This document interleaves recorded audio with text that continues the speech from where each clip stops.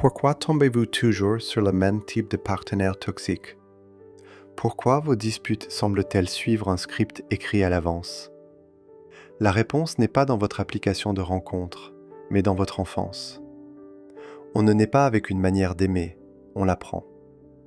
Les psychologues Milan et Kay Yerkovich ont identifié 5 love styles qui dictent votre vie sentimentale de façon invisible.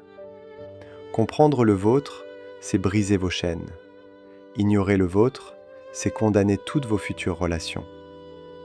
Voici les 5 profils qui définissent qui vous êtes en amour. Premier profil, le pleaser, le trop gentil. Si vous avez grandi avec un parent imprévisible, colérique ou ultra protecteur, vous avez appris à survivre en devenant un caméléon émotionnel. Enfant, votre mission était simple, ne pas faire de vagues. Résultat, adulte, vous êtes terrifié par le conflit. Vous dites oui quand vous pensez non. Vous mentez pour éviter. Une tension. Vous passez votre temps à analyser l'humeur des autres pour vous rassurer. Le problème ?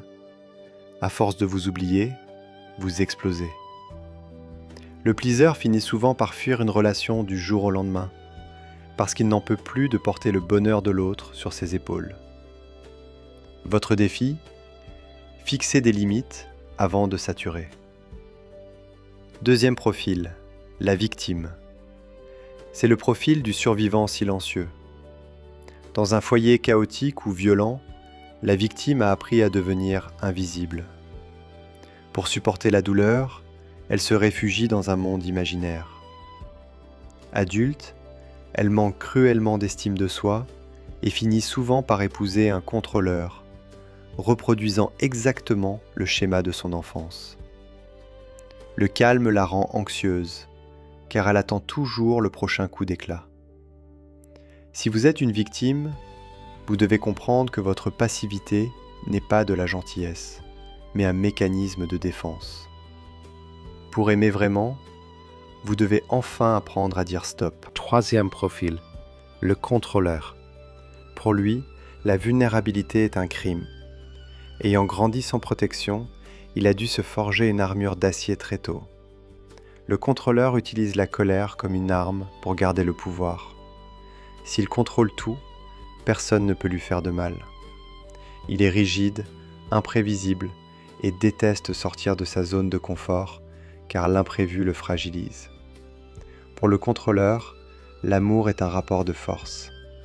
Sa seule chance de survie émotionnelle, apprendre à lâcher prise et accepter que l'intimité nécessite de poser les armes. Quatrième profil, le vacillateur. C'est l'éternel insatisfait. Son parent était parfois présent, parfois absent. Cette instabilité a créé une peur viscérale de l'abandon.